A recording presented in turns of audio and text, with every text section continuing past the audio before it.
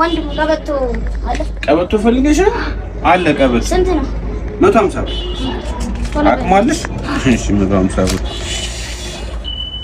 እሺ ያዥ 50 ብር መልሳለሽ። ቼኑ ስንት ነው? ቼን ፈለግሽ እንዴ? ቼን 100 ብር ላንቺ ደንበኛ ስለሆነ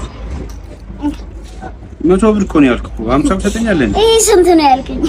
ይሄኛው 150 እና ይሄስ?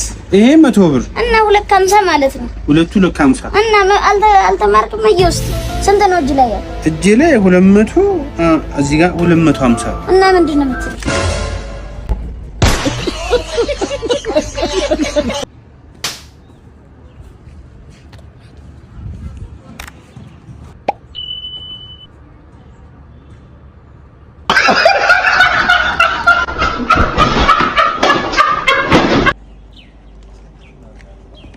ረሙዬ ያበድቃ ነው ህፃን። እስቲ ቀስ ብለህ ደግሞ ጀመረ።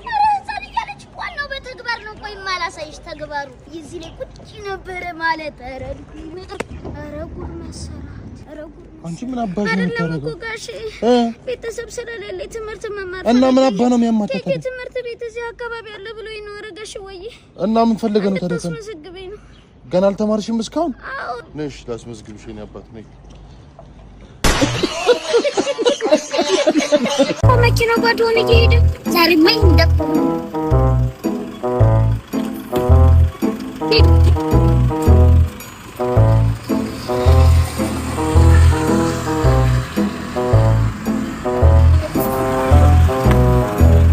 ዱኒ ኩስሚ ኩንጉ ወይም ደግሞ ቸራል ሳይሆን ይችላል። አይዟችሁ ብራቮ ብራቮ።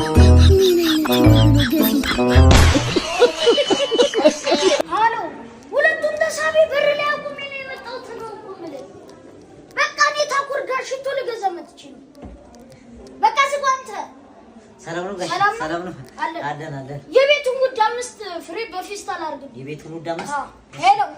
ኧረ ምን አይነት ባላ መኪኖቹ ገቡ።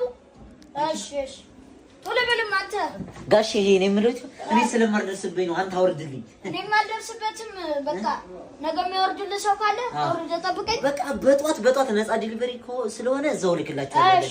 ከፈልጋችሁ ጋሼ አንድ ነገር ልንገራችሁ እንዳትቀሩ ጧት። እሺ ጋሼ እንዳንተ አይነት ባለሀብት ገና ዛሬ ሱቃችን መጣ። በቃ አክባሪ ነህ አንተ። እሺ ጋሼ።